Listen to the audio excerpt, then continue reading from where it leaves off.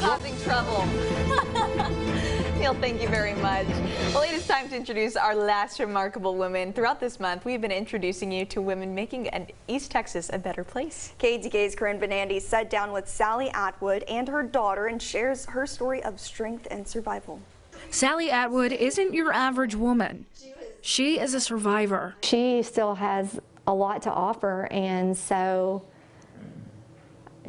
we're fighting. We're doing whatever we can. Just a few years ago, she lived a normal life with her husband, 2 sisters, 4 kids, and many grandkids. But in 2020, everything changed. It started with her emotions, and that's where we began our journey, and she was having a lot of crying spells, and she couldn't figure out why. After months of doctor's visits that led to dead ends and symptoms that just kept getting worse. Eventually, she started to slur a little bit, and then the slurring got worse and worse and worse. She was sent to a neurologist. He said, well, usually this is going to be one of a few things. I hope it's not one of the things I'm thinking of, which is ALS. And then he scheduled her for an EMG. That and a second opinion confirmed Sally had ALS. We got the second diagnosis that said it is onset and it will go on through the rest of her body.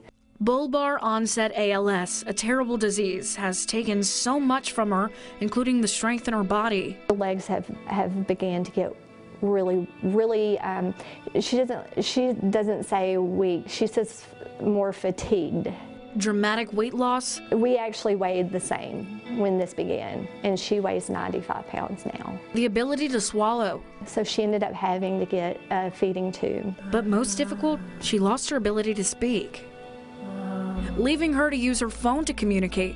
Speak, chew, swallow. Or to turn to her daughter Tanya to do the talking. This is how her and I communicate, but I've gotten really good. And her granddaughter to spread her message. This is my name is Sally Atwood. She has ALS, and when we go out together, I have to translate because nobody can understand her. Why? Because she has ALS. The condition's just growing worse every day. She was kind of losing a little piece of herself every day. Although she can't speak, she is making sure her voice is heard. Usually when you're diagnosed, you have 2 to 5 years. So she said, if it's only 2, then I'm going to make a difference. Her debilitating disease has pushed her to fight for others with ALS by using different platforms. No more excuses, ALS Watchdog Group. So that actually has been her big platform because they fight hard to get trial medicines into bodies. The problem with ALS is there's stuff out there.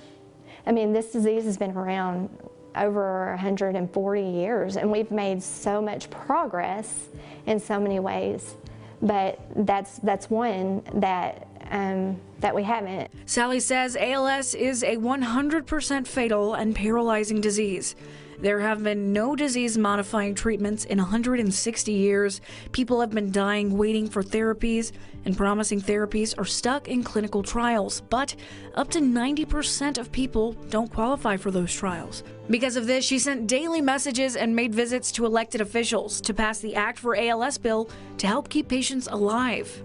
ACT for ALS authorizes new grants to support expanded access and research programs. Thanks partly to Sally and her family's efforts, it unanimously passed on December 23, 2021. We cried the day or the night that we heard that the act did pass, especially all the letters that were written and the phone calls that were made. She actually went and sat at Louis Gohmert's office to speak to him. Even with a death sentence hanging over her head, Sally Atwood remains positive. Instead of beating her down, she just was like, I'm gonna fight. And wants nothing more than to help those have a fighting chance. Super unfair to lose someone so early that has so much to give and is full of life. And for her, she feels that way about other people that are going through this. They shouldn't have to suffer, especially if there are things out there that could make a difference. And if there's not things out there that can make a difference, we're going to fight along with anyone who is willing to fight to make a difference. As her sister says, how can a person fighting for others not be remarkable? Corinne Benandy, KETK News. Such an incredible story and just group of women right there. Yeah.